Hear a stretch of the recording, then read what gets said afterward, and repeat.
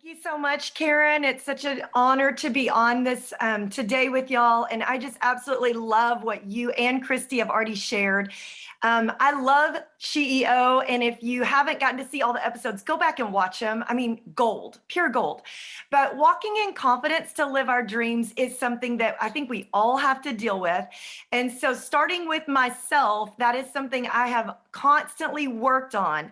And I just want you to know that you're not born with it. You're not just come right out of the womb ready to go. But the Lord just gave me an image this morning of a little baby.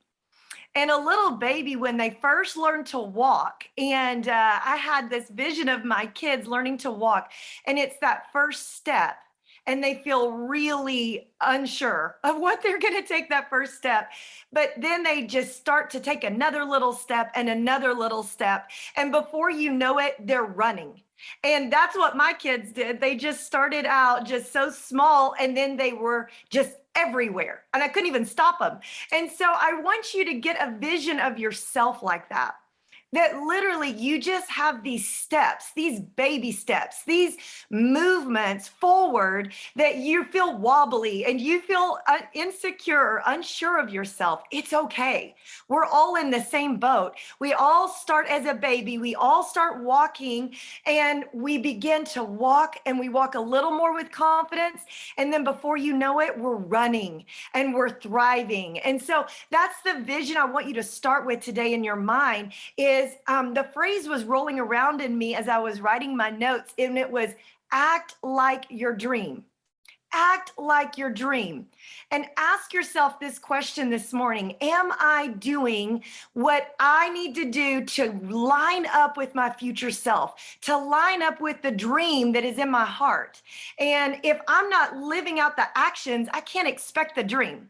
And so Jim Rohn, he's a famous speaker, says you can't change your destination overnight, but you can change your direction overnight. And so it starts with a determination and a decision that I'm going to grow in confidence. I may not have it, but I'm going somewhere and I'm going to move towards it.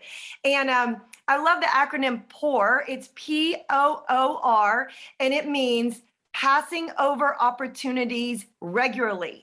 So that's what we don't want to do. We do not want to sit back and wait until we feel ready. We feel so capable.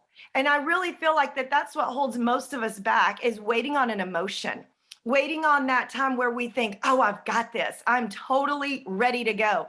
I don't think we'll ever be totally ready to go, but the more you do it, the more ready you become.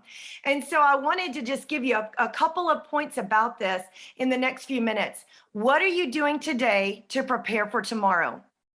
What are you doing to grow in your confidence and become the person that you desire to be? You were born for greatness, and you already have greatness inside of you. You have the ability already in you to live the life of your dreams. The key is to develop the confidence and the courage to go after them. And then for many years, you might have been like, we've talked a little bit this morning already about past and holding us back, limiting mindsets. And this verse came to me this morning, Romans 8:28 in the Passion Translation says, so we are convinced that every detail of our lives is continually woven together for good. For we are his lovers who have been called to fulfill his design purpose. And I love that because that gives me confidence that I'm going to trust him to work everything in my past for my good. He's going to weave it together for a beautiful picture. So I'm not going to live today worried about yesterday. I've got to live today thinking about the future. I've got to live today and look at where I'm going. But if I'm looking where I came from, I'm going to be stuck. I'm going to be frozen. And I feel like that's where fear comes from. We get frozen in those emotions of I can't, I don't have it, or I haven't done it yet, or I'm not qualified, or I'm not enough. All those emotions just trap us. But I believe if we can take those baby steps to start walking out of those emotions and begin to say, I am enough. And those are my 3 keys I'm going to give you quickly as we end. Keys to confidence. Okay, number 1, you are enough. So I want you to say to yourself right now, I am enough. learning to focus on your strengths and not your weaknesses. If I focus on my weaknesses, I will literally think, I'm not capable, I'm not qualified, I can't do it. And it's just whatever we focus on grows and we go towards it. And if I sit there and think all the things I can't do, I won't do it. But if I begin to focus on my strengths and think, you know what, I am capable, I am qualified. And did you know that your voice is the voice you listen to the most? So that if you think it and then you say a negative comment, you're going to believe it. If you think something and you rewire your mouth to say something positive, I am capable, I am qualified.